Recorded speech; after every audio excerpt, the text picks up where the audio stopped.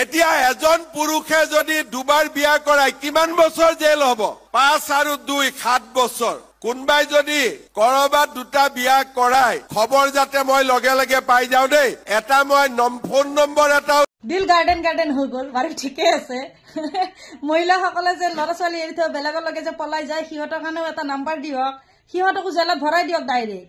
আৰু সেই পুৰুষজনকো ডাবল অৰুণোদয় আঁচনি দিয়ক। কাৰণ সেই পুৰুষজনৰ কি হ'ব, এজনীটো এৰি থৈ গুচি যাব, নেক্সট আকৌ বিচাৰিব লাগিব, তাইক আকৌ খুৱাব লাগিব, ল'ৰা ছোৱালীকেইটাৰ ভৱিষ্যত কি হ'ব, সেই মানুহজনৰ কি হ'ব, তাৰ কাৰণেও কিবা এটা কৰক।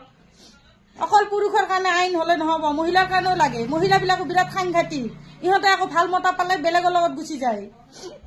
দুখটো চব ফালে লাগে মোৰ।